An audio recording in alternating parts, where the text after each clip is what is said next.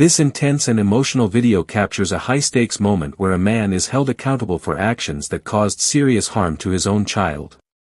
What begins as a formal and controlled setting quickly turns into a powerful and uncomfortable confrontation when he attempts to justify his behavior as normal parenting.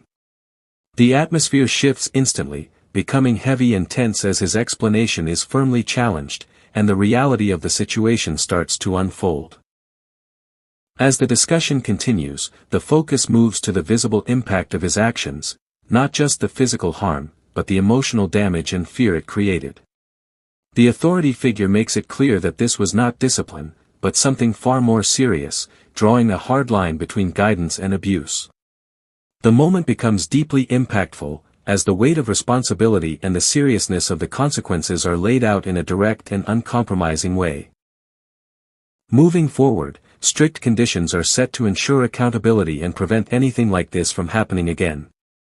The emphasis is not only on punishment, but also on change, growth, and the protection of the child. Every requirement reflects the need for responsibility, self-awareness, and a commitment to doing better. By the end, the video delivers a strong and lasting message: being a parent comes with responsibility, and crossing the line can have serious consequences.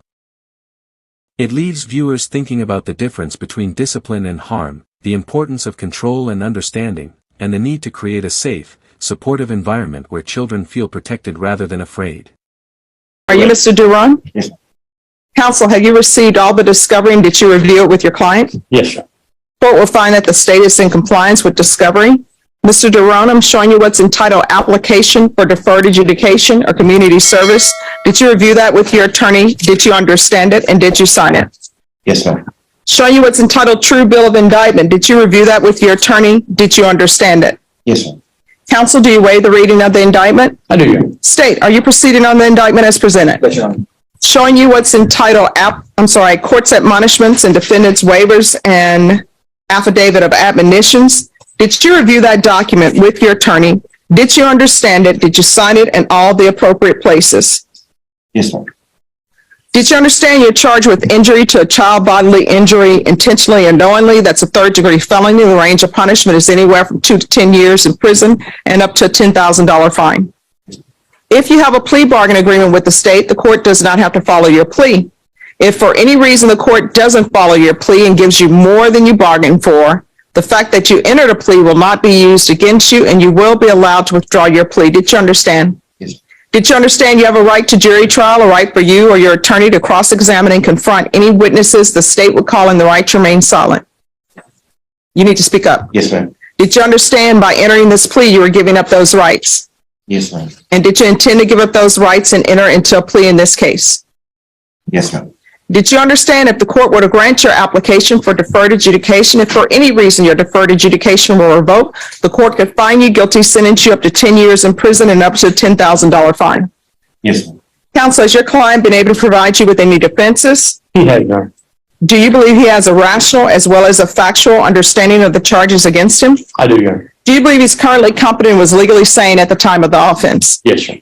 Mr. Duran, has anyone threatened you, coerced you, or placed you in fear to get you to enter this plea? No, ma'am. Has anyone promised you anything other than the plea?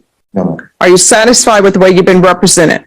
Yes, ma'am. Are you a U.S. citizen? Yes, I am. Court will find that defendant has knowingly and voluntarily waived his right to jury trial. Showing you the plea bargain page. Did you review that with your attorney? Did you understand it? Yes, ma'am. According to the plea, the state recommends deferred adjudication. There's an affirmative finding of family violence. Did you understand with an affirmative finding of family violence, you're not allowed to own or possess any weapons or ammunition? Yes, ma'am. Did you understand with an affirmative finding of family violence, you're not allowed to be designated as primary custodial parent? Yes, ma'am. Did you understand that to be the entirety of your plea bargain agreement? Yes, ma'am. Defense? Yes, sir. State? Yes, Your Honor. Showing you the paragraph entitled Waiver of Appeal paragraph. Did you review that with your attorney? Did you understand it? Did you sign it in both places? Yes, ma'am. Did you understand by signing that you're waiving your right to appeal? The only items that can be appealed are written pretrial motions that have been filed, heard, and ruled upon by the court. Did you understand? Yes, ma'am. Counsel, are there any such motions? No, Next, I'm showing you outside the plea bargain agreement. State is requesting that you defer adjudication be for a term of 3 years. There be the BIPP course, no harmful or injurious contact with Michael Durone. Did you understand those are recommendations by the state and the court does not have to follow those recommendations? Yes, ma'am. Then to the offenses charged, how do you plead? Guilty, not guilty, or no contest? No contest. State any evidence? State offers State's Exhibit 1 and all attachments. No objection. Showing you what's entitled waiving consent to stipulation of testimony and stipulations. Did you review this with your attorney? Did you understand it? Did you sign it in all the appropriate places? Yes, ma'am. Again, did you understand you have a right to jury trial, a right for you or your attorney to cross-examine and confront any witnesses the state would call and the right to remain silent? Yes, ma'am. Did you understand that today the state will be presenting evidence in the form of witnesses' statements and police reports, but most importantly, there will be no live testimony? Did you understand? Yes, ma'am. Court will find that defendant has knowingly and voluntarily waived and consented to stipulation of testimony and stipulations. Court will accept into evidence State's Exhibits 1 and attachments and review the same. All right, after reviewing State's Exhibits 1 and attachments, the court will find there is sufficient evidence to find you guilty. Court will defer finding you guilty as you've applied for deferred adjudication. Are you proceeding with sentencing? Yes, Your Honor. Anything that you wish to say on behalf of your client? Yes, Your Honor. As you've sure read, this is a case, it's a little older, over a year old, Judge. During that time, he has worked with CPS. The child was never removed from his custody. Child did very well with him. He did everything required. They ended up closing the case. It was not a legal case, Your Honor. He is just requesting, he understands he did wrong, that shouldn't have happened. And he's actually also already started a family violence class also, Your Honor. So we're just requesting the court to follow this recommendation. So were you the CPS attorney? No, I was not. Like I said, Your Honor, there was actually never a legal case, Your Honor. Okay. Anything you have to say for yourself?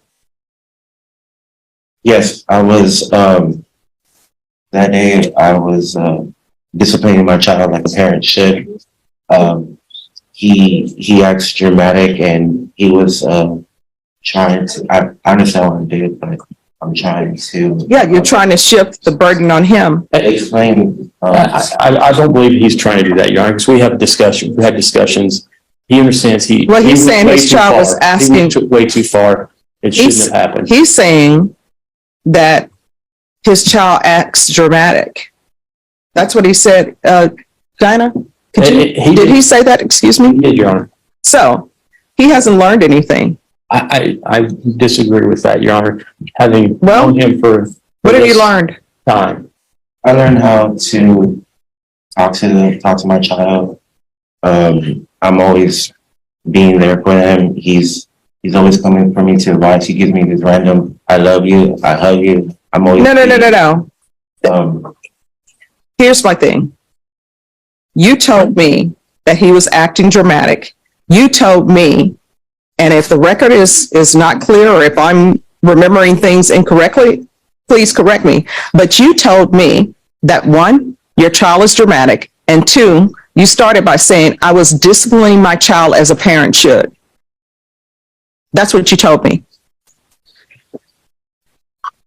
How does disciplining a child as a parent should result in a child having a belt mark on their face?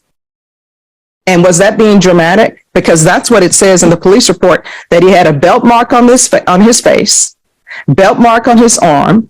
And how old was your child at this time? What, 9, 8, something like that? Yes, ma'am.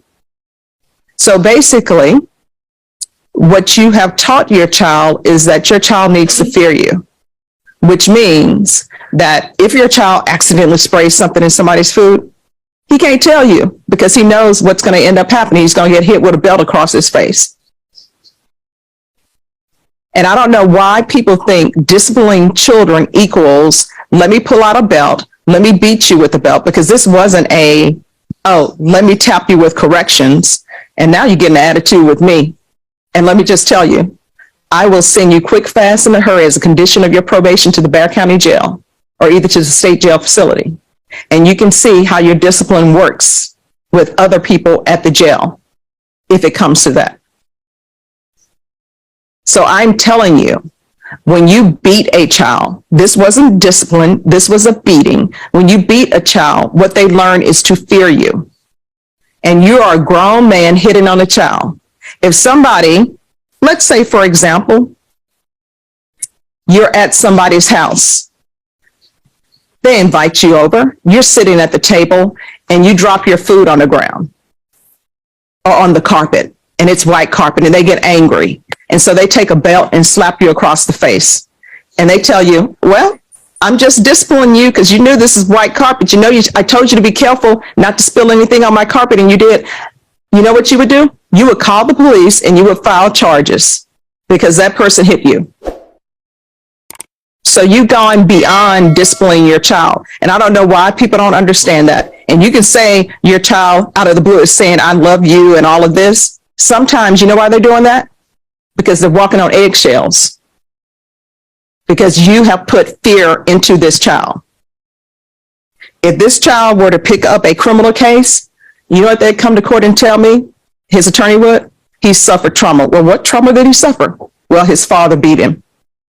They're not going to come in and tell me the father disciplined them. They're going to come in and tell me my father beat me. And that's what this was. It wasn't like that, Judge. Did he have a belt mark across his face? I can't recall. I don't remember. I remember him just ducking, and usually when just ducking. Usually. As the video comes to an end, the focus stays firmly on accountability and the seriousness of what has taken place. The situation is no longer just about a single moment or explanation, but about the lasting impact of actions on a child who depends on safety, care, and trust. The final part of the hearing highlights that excuses cannot undo harm, and responsibility must be fully accepted in order to move forward. The conditions set earlier in the case now stand as a clear path for correction and supervision.